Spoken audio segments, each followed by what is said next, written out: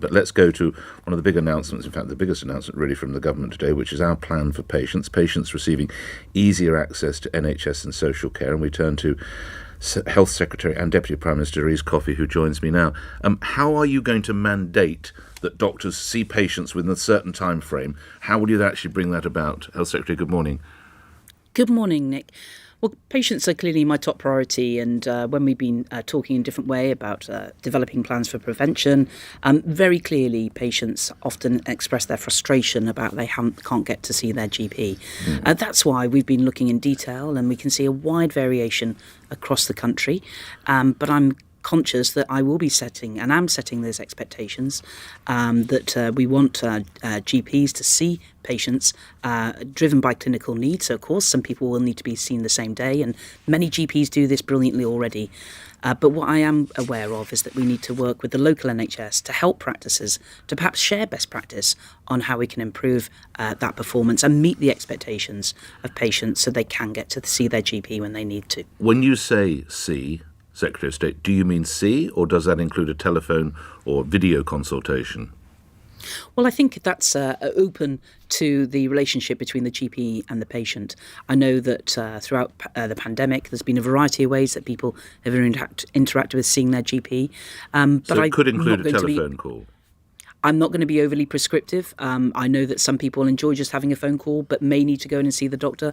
I know that other patients are very keen in that regard. But the important thing is, Nick, that it's only in the last week that we've been getting data out of NHS Digital, and we can see that wide variation. And more than half of practices are already meeting expectations. I want to make sure that we're targeting some help and support to share best practice so that we can satisfy more generally the needs of patients when it comes to accessing primary care. Because we should remember that is the primary route for people to get into the NHS. And we expect people to still come forward and try and get the diagnosis and treatment that they need. And there will be league tables to be published, is that correct, Secretary of State? I'm not intending to take a lead table approach. I think it's important that by publishing more information, patients can be better informed, but it also helps us and the local NHS to be able to target support and opening up. But one of the things more broadly we're doing, for example, is giving pharmacies the opportunity to provide prescriptions, which up until now have only been available by going to a GP and getting a prescription. And we'll continue to work on this and see what other elements we can do to free up that time so that GPs can be in contact and have that opportunity to see their patients directly. But what happens to a doctor who just fails to meet your request? Let's say there's Dr. Ferrari in the leafy environs of coastal Suffolk, and he's just not seeing his patients within 2 weeks. What's going to happen to that doctor? Well, we'll continue to develop on a local level, I think, interaction. Clearly nothing. And Clearly intervention. Nothing. There's no sanction, is there? Dare I say it, Nick, one of the points about also opening up and publishing data by practice is it may give some patients the opportunity to choose to use a different GP and to make that swift as well. But there is no sanction, is there? That change as well. But in terms of, I think that this is a positive way in terms of we're not prescribing how we do this, but things like opening up more phone lines to help people get through. There's a variety of things. And It's I'll be a headline grabber, some more isn't it? detail. Secretary of State. There's no meat on the bone. Nick, this is about a clear expectation. Let's go back to Dr. Ferrari, who's not seeing his patients within 2 weeks. In fact, he's not performing that. There's no sanction that you have.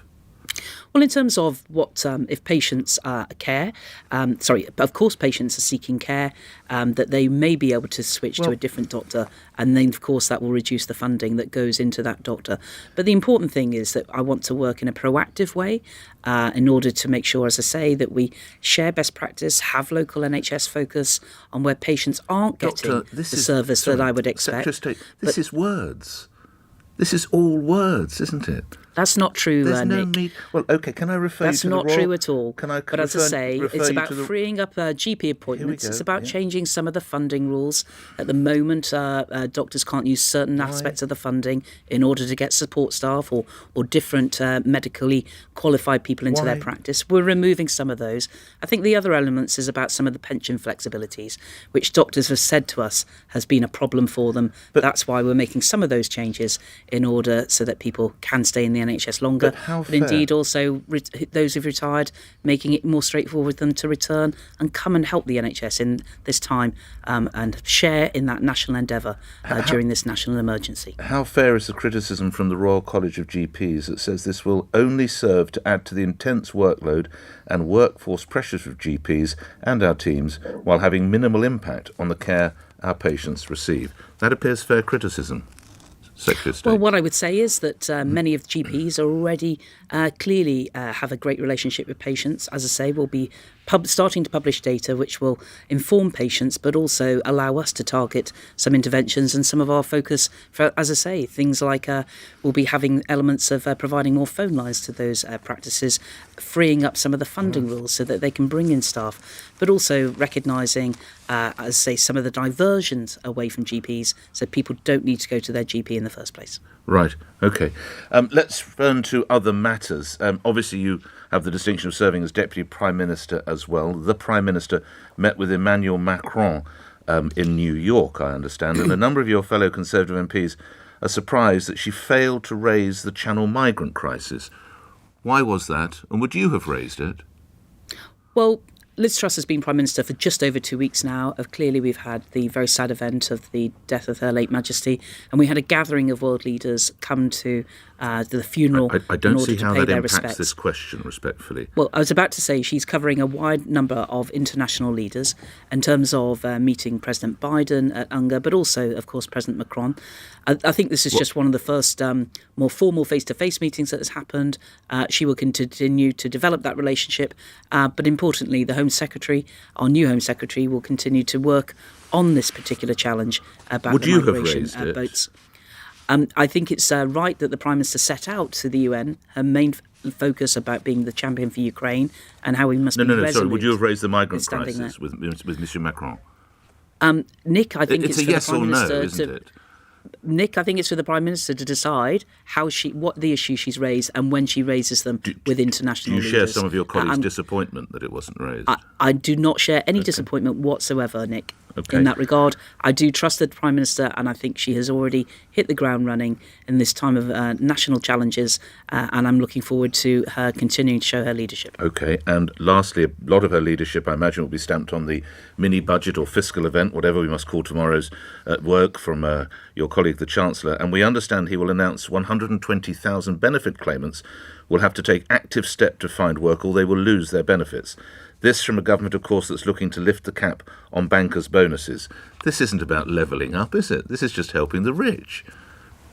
In terms of the Prime Minister on the doorstep of Downing Street set out 3 key priorities. One of them was about tackling the energy crisis that we were facing in terms of the impact on household bills. We've done that, and we've also extended that to businesses and the public sector too, as well as the long-term energy supply. She talked about the NHS with a particular focus on patient getting access to appointments. That's why we're setting out our plan for patients. And she also talked about growth, and it's important in a variety of ways about how we approach our growth, and that is including getting more people to be working in the many unfilled vacancies, as well as people doing a very limited amount of work today. That's why we continue to extend the number of people who are currently on benefits, about how we can help them find perhaps more higher paid work, or indeed about taking up more hours. This is a combined approach in order to recognise that we want to improve the lives and prosperity of people in this country. I'm grateful for your time this morning. Thank you. Secretary of State for Health and Deputy Prime Minister Thérèse Coffey appearing here on LBC 2 minutes after 8. Let's get the latest news headlines.